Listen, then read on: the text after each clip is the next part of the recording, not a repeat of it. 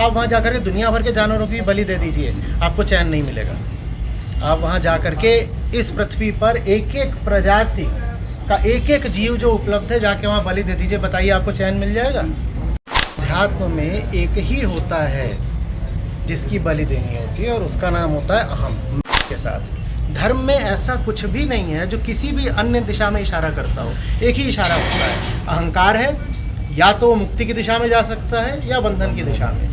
ये तरीका है कि धर्म की जो सच्चाई है वो लोगों तक लेके जानी पड़ेगी। धर्म की ही ये विकृति है तो बताइए और कैसे रुकेगी। कि गढ़ी माई काली का स्वरूप है और काली जो हिंदू देवी देवताओं में प्रमुखता रखती है, वैदिक महत्व है और वहाँ पर बलि प्रदान ये एकदम से चलता है, चाहे जहाँ भी काली की पूजा होती है। तो इस बलि को आप किस तरह से देखते हैं, क्योंकि ये गढ़ी माई से भी जुड़ा हुआ है। बहुत सुंदर प्रश्न है और मुझे इसमें थोड़ा सा 2-4 मिनट दीजिएगा समझाने के लिए। देखिए, अध्यात्म में एक ही होता है जिसकी बलि देनी होती है और उसका नाम होता है अहम, मैं। तो गढ़ी माई परंपरा का जो स्रोत बताया भी जाता है, जनश्रुति में दंत कथा है कि एक सज्जन थे और उनके जीवन में कुछ समस्याएं चल रही थी, दुखी परेशान चल रहे थे, तो उनको स्वप्न में देवी आई गढ़ी माई और उन्होंने कहा कि तुम्हारे सारे कष्टों का निवारण हो जाएगा, मुझे खून दो। अध्यात्म में बड़ी सूक्ष्म बात है, उसमें खून का स्थूल अर्थ नहीं निकाला जाना चाहिए कि हम यहाँ काटें जो खून आ गया। अध्यात्म में उस खून की बात नहीं हो रही है। वहाँ पर खून का अर्थ है भीतर वो जिसका मिटना ज़रूरी है, उसका खून, उसी का तो खून करेंगे और किसका खून करेंगे, वो अहंकार है। तो बलि का अर्थ होता है आपके भीतर वो जो बैठा हुआ है, जो दुनिया का शोषण करने को तैयार है, सबको भोगने को तैयार है, लालच में पड़ा रहता है, डर में पड़ा रहता है, बात बात में चिढ़ता है, गुस्सा करता है, अपने सब रिश्ते बनाता ही इसीलिए है कि किसी को पकड़ के नोच खाऊं, उसको हटाने का नाम बलि है। तो अपने आप में अगर शुद्ध अर्थ लिया जाए तो बलि कोई बुरी बात नहीं है, लेकिन शुद्ध अर्थ हम लेते ही कहाँ हैं किसी चीज़ का।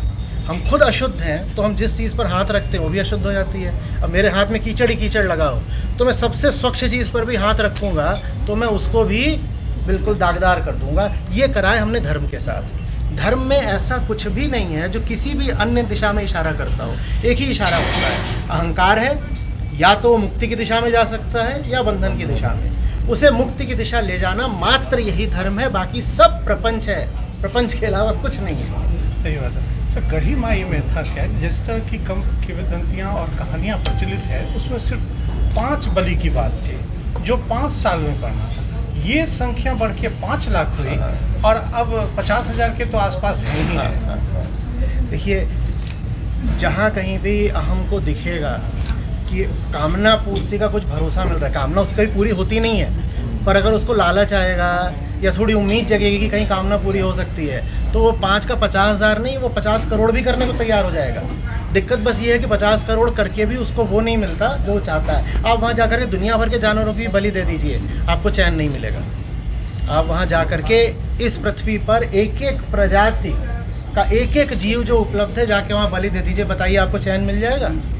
कुछ नहीं होने वाला। लेकिन अहंकार का ऐसा ही है ना, पैसा कमाना है तो उसकी भी कोई अपर लिमिट नहीं, अंधाधुंध कमाना है, बलि करनी है तो अंधाधुंध करनी है, भोग करना है तो अंधाधुंध करना है, और अगर लोक धार्मिक होगा और त्याग करना है तो वो भी अंधाधुंध करना है। कैसे रुकेगा ये? तो एक ही तरीका जानता हूँ और शायद एक ही तरीका है कि धर्म की जो सच्चाई है वो लोगों तक लेके जानी पड़ेगी। धर्म की ही ये विकृति है तो बताइए और कैसे रुकेगी। अगर शरीर की बीमारी होती है तो किसको ठीक करना होता है? शरीर को। टीवी खराब होता है तो किसको ठीक करना होता है? टीवी को।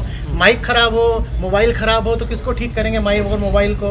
तो जो चीज़ धर्म के खराब होने से आई है वो धर्म को ठीक करके ही जाएगी। धर्म तो अब राजनीति का सब्जेक्ट हो गया सर। वो धर्म की खराबी है, राजनीति धर्म की खराबी है। धर्म का अर्थ ही है ऐसी सरलता अपने भीतर ले आना कि राजनीति की ज़रूरत ही ना पड़े, बिल्कुल सरल सहज साधारण हो जाए। धर्म जब खराब होगा तो राजनीति ही बनेगा।